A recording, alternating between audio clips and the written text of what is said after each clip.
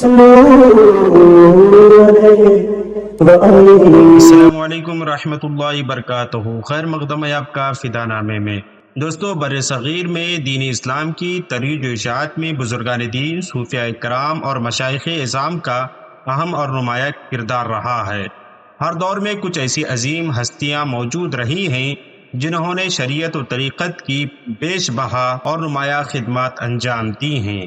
انہی اللہ کے برگزیدہ بندوں میں سے ایک نام تاج الاولیاء، سراج الاصفیاء، قطب الاقطاب، قدوۃ السالکین، زبدۃ العارفین، خواجہ نور محمد المعروف حضرت شاہ عبد اللطیف چشتی ستھنوی علیہ رحمۃ رضوان کا بھی ہے، جن سے ایک عالم فیض حاصل کیا اور آج بھی ان کے دربار سے فیض کا دریا بہہ رہا ہے۔ دوستو، درخواست ہے کہ ویڈیو پسند آنے کی صورت میں لائک اور شیئر ضرور کریں اور فدا نامہ یوٹیوب چینل کو سبسکرائب کریں۔ حضرت شاہ عبد اللطیف ستھنوی علیہ رحمۃ رضوان دہلی کے شاہی خاندان مغلیہ سلطنت کے آخری چشم و چراغ بہادر شاہ ظفر کے شہزادے تھے، لیکن آپ نے کبھی اپنے حسب و نسب کو کھلے لفظوں میں بیان نہیں فرمایا، کیونکہ آپ جس منزل عشق کی طرف رواں دوا تھے وہاں ان سب باتوں کی طرف کبھی توجہ نہیں دی جاتی۔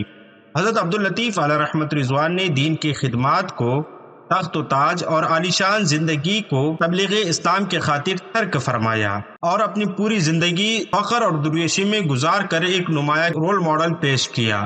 حضرت شاہ عبد اللطیف علیہ رحمۃ رضوان نے غوث زماں حضرت خواجہ شاہ محمد سلیمان پونسوی علیہ رحمۃ رضوان کے خلفاء حضرت شاہ محمد بلال اور حضرت شاہ عبد الکریم کے فیض صحبت سے صاحب عرفان و مقام ہوئے۔ حضرت شاہ عبد اللطیف علیہ رحمۃ رضوان ہندوستان کے مختلف خطوں میں دین و سنت کی بیلوز خدمت انجام دیتے ہوئے اودھ کے علاقے میں تشریف لائے اور ضلع بارہ بنکی کے موضوعات سے ہوتے ہوئے سطن شریف تشریف لائے۔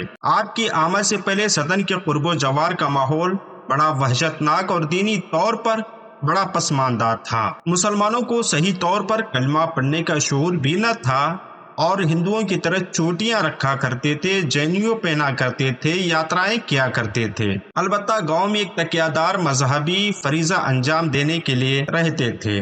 مسلمانوں کی جہالت سے بھری ہوئی ناگفتہ حالات کو دیکھ کر آپ نے ان میں دعوت و تبلیغ کا سلسلہ شروع فرمایا، ان کو کلمات سکھایا، مشرکانہ رسموں سے نفرت سکھلائی، وضو و غسل کا صحیح طریقہ بتایا، نماز، روزہ وغیرہ کے احکام مسائل بتائے۔ اپنے قیام گاہ پر اکثر میلاد شریف کی محفلیں منعقد کر کے حاضرین کو بہترین انداز میں واعظ و نصیحت فرمایا کرتے تھے، یہاں تک کہ حضرت شاہ عبد اللطیف علیہ رحمۃ رضوان اپنے فطری حسن اخلاق کے پیش نظر مریضوں کو دوا بتاتے، جس کو ایک دو بار استعمال کرنے سے مریض کو شفایابی حاصل ہو جاتی۔ اس کے ساتھ ہی دعاؤں کا سلسلہ بھی جاری رہا کرتا تھا۔ آپ نے بگڑے ہوئے لوگوں کی اصلاح و تربیت کے لیے دعا وغیرہ کا ہر طریقے کو اپنایا۔ حضرت شاہ عبد اللطیف علیہ رحمۃ رضوان نے ہندوستان کے کئی علاقوں میں دین اسلام کی بہت سی خدمات انجام دی ہیں، بالخصوص سطن کے علاقے میں گمراہیت و بے دینی کے گھڑے میں تقریباً غرقاب ہونے والے لوگوں کو اللہ کے عطا کردہ فضائل و کمالات سے اس مرد حق آقا نے تنہا صرف اپنی روحانیت سے اس علاقے میں وہ کمال پیدا کر دیا۔ آج ہر چار جانب اس کا اثر مسجدوں مدرسوں کی شکل میں نظر آتا ہے۔ شاہ صاحب نے خود کئی مساجد تعمیر کیے، کئی مدارس تعمیر کیے اور اپنے مریدین کو بھی اس کی طرف مائل کیا۔ جہاں آپ کے مریدین نے بھی کئی مدارس اور ادارے قائم کیے، آپ کے مریدین نے جو مدارس قائم کیے اس کی نسبت آپ کے طرف بھی کی۔ کہا جاتا ہے کہ جن میں دنیا اہل سنت کے عظیم درسگاہ الجامعۃ الاشرفیہ مبارک پور اعظم گڑھ بھی شامل ہے، جیسا کہ رئیس القلم علامہ یاسین اختر مصباحی مدرس العالی رقم طراز ہیں۔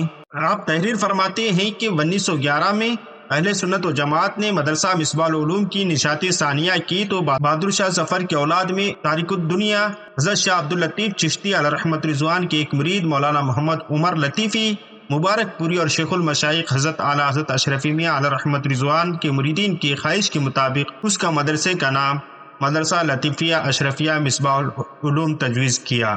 یہ مدرسہ محدود پیمانے پر روایتی انداز سے موجودہ نگر پالیکا کے قریب ایک چھوٹی سی 2 منزلہ عمارت میں کام کرتا رہا۔ اس کے بعد مدرسہ لطیفیہ اشرفیہ اپنی خانہ بدوش زندگی گزارتے ہوئے 1922 میں پرانی بستی میں اس جگہ قائم ہوا جسے عام طور پر لوگ پرانے مدرسے کے نام سے جانتے ہیں۔ پھر خدا جانے کب اور کن وجوہ کے پیش نظر لطیفیہ کی نسبت کو خارج کر دیا گیا اور مدرسے کا نام مدرسہ اشرفیہ مصباح العلوم باقی رہ گیا۔ انوار سمدیہ صفحہ نمبر 13۔ حضرت شاہ عبداللطیف چشتی علیہ رحمۃ رضوان نے مدارس کے حوالے سے ایک اور واقعہ بھی آپ کے حوالے سے کہا جاتا ہے کہ براعظم شریف کا مرکزی ادارہ فیض الرسول کا قیام کچھ یوں ہوتا ہے کہ حضور شعیب العالیہ علیہ رحمۃ رضوان نے اپنے پیر و مرشد قطب الاقطاب حضرت شاہ عبداللطیف ستنوی علیہ رحمۃ رضوان اور حضور اعلیٰ حضرت امام احمد رضا خان فاضلی بریلوی علیہ رحمۃ رضوان کو خواب میں دیکھا کہ وہ دونوں حضرات تشریف فرما ہیں۔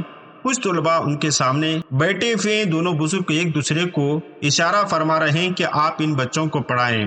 بیدار ہونے کے بعد حضرت نے ان مقدس روحوں کی جانب سے اپنے لیے براعظم شریف میں ایک دینی مدرسے کے قیام کا حکم سمجھا، اور خواب کی جزیات کو سمیٹ کر جب تعبیر بنی تو براعظم شریف کی اس آبادی میں جہاں مشکل سے چند آدمی قرآن شریف کی تلاوت کرنے والے تھے، حیرت سے لوگ ایک ابتدائی دینی مدرسے کو دیکھ رہے تھے جس کا نام حضرت علیہ رحمۃ رضوان نے فیض الرسول رکھا، اور ابتدا میں مکتب کی شکل میں قائم ہونے والا یہ مدرسہ دیکھتے ہی دیکھتے چند برسوں میں دارالعلوم بن گیا اور دور دراز سے طلبہ پڑھنے آنے لگے، اور آج اس کی مرکزیت کا یہ عالم ہے کہ درجنوں دارالعلوم اس کی شاخ کی حیثیت سے ملک بھر کے مختلف حصوں میں دینی و علمی خدمات انجام دے رہے ہیں، اور یہاں کے فارغین ملک و بیرون ملک دین حنیف کی مخلصانہ خدمات سر انجام دے رہے ہیں۔ فتاوی فیض الرسول جلد اول صفحہ نمبر 10۔ دوستو، آج کے اس دور میں ضروری ہے کہ ہم اپنے بچوں کو قرآن سکھائیں۔ آج کے زمانے میں دیکھا جا رہا ہے کہ ہمارے بچے دوسرے کارٹون سے متاثر ہو رہے ہیں، دوسرے اقوام کی کہانیوں سے متاثر ہوتے ہیں، قرآنیات سے دور ہوتے ہیں۔ تو ایسی صورت میں بچوں کے لیے بہترین سلسلہ سنہری فہم القرآن ہے۔ آپ ان کتاب کو پڑھیں، حاصل کریں اور اس کا مطالعہ کریں۔ مزید اس کے حوالے سے ہم کتاب اور صاحب کتاب چینل پر تفصیلی تجزیہ پیش کر رہے ہیں، آپ اس کو ملاحظہ کریں۔ سنہری فہم القرآن کی جو سٹ کی قیمت ہے، اس میں سنہری فہم القرآن کی 4 جلدیں ہوتی ہیں، بڑی ہی شاندار کتابیں ہیں۔ میں نے کئی مرتبہ پڑھا۔ ایک آیت ایک کہانی کے عنوان سے کتاب بچوں کے لیے منتخب آیات سے قرآنی احکامات کو سمجھایا گیا ہے۔ اس کا نام ہے سنہری فہم القرآن۔ آپ اس کتاب کو ضرور حاصل کریں، اور ہم آپ کو ڈسکرپشن میں المختار پبلیکیشنز کا نمبر دے رہے ہیں، اسکرین پر بھی ان کا نمبر دکھایا جا رہا ہے۔ اس کتاب کی قیمت 600 روپے ہے۔ اس ویڈیو کے بعد ہمارے دوسرے چینل کتاب اور صاحب کتاب کو ضرور دیکھیں، ہم اس کتاب کے حوالے سے تفصیلی گفتگو وہاں کر رہے ہیں۔ حضرت شعیب العالیہ علیہ رحمۃ رضوان فرمایا کرتے تھے کہ میں نے ہند و پاک کا سفر کیا، 3 مرتبہ حج و زیارت سے مشرف ہوا، ہزاروں علماء و صلحاء کی صحبت سے فیض حاصل کیا، مگر حضرت شاہ عبداللطیف چشتی علیہ رحمۃ رضوان جیسا سنتی مصطفیٰ صلی اللہ علیہ وسلم کا اتباع کرنے والا اور شریعت کا پابند میں نے بہت کم ہی پایا۔ 130 سال کی عمر میں بھی حضرت عبداللطیف علیہ رحمۃ رضوان جب مرض الموت میں مبتلا تھے، ضعیف و نقاہت اس درجہ پہنچ چکی تھی کہ ایک دوسرے کے سہارے کے بغیر 1-2 قدم بھی چلنے سے معذور تھے، مگر اس حالت میں بھی نماز با جماعت اس قدر پابندی کے ساتھ ادا فرمائے کہ کبھی تکبیر اولیٰ بھی قضا نہ ہوئی۔ حضرت شاہ صاحب علیہ رحمۃ رضوان اتباع سنت احیاء ملت کی وجہ سے اپنے معاصر بزرگان دین میں امتیازی شان کی اہمیت کے حامل ہیں۔ غالباً یہی وجہ تھی کہ حضرت شاہ عبداللطیف علیہ رحمۃ رضوان سے سفر بریلی کے موقع پر اعلیٰ حضرت علیہ رحمۃ رضوان بوقت ملاقات نہایتی اعزاز و اکرام سے پیش آئے اور پہلو بپہلو بٹا کر گھنٹوں شریعت و طریقت کے رموز و اسرار پر گفتگو فرماتے رہے۔ حضرت شاہ عبداللطیف علیہ رحمۃ رضوان 33 مرتبہ حج و زیارت سے مشرف ہوئے اور مختلف ممالک کا آپ نے دورہ کیا اور خوب خدمت خلق فرمائی۔ ہزاروں لوگ آپ کے دست حق پرست پر بیعت ہو کر گمراہی کے دلدل سے، گناہوں کے دلدل سے نکل کر پاک باز بن گئے، اور کئی لوگوں کو آپ نے خلافت سے بھی نوازا۔ ایک دن رودلی شریف ضلع فیض آباد جو غالباً ایودھیا بن گیا ہے، ملک محمد نظام صاحب کے یہاں آپ تشریف لے گئے اور سلام و دعا کے بعد فرمایا، میں تیرے یہاں مرنے آیا ہوں۔ چنانچہ ایسا ہی ہوا۔ 9 جمادی الاولیٰ ہجری 1339 ہجری بمطابق 920 کو 12:55 پر رودلی شریف میں یہ آفتاب علم و فضل ہمیشہ کے لیے غروب ہو گیا۔ دوسرے دن 2:30 بجے آپ کی نماز جنازہ پڑھی گئی اور جس میں تقریباً 30,000 سے زائد افراد شریک رہے۔ مزید معلومات کے لیے تجلیات لطیف مصنفہ محمد دلشاد خان لطیفی مدظ العالی کا آپ لازمی طور پر مطالعہ کریں اور حضرت عبداللطیف چشتی ستنوی علیہ رحمت رضوان کی حیات و خدمات سے آگاہ ہوں۔ ملتے ہیں اگلی ویڈیو میں۔ السلام علیکم۔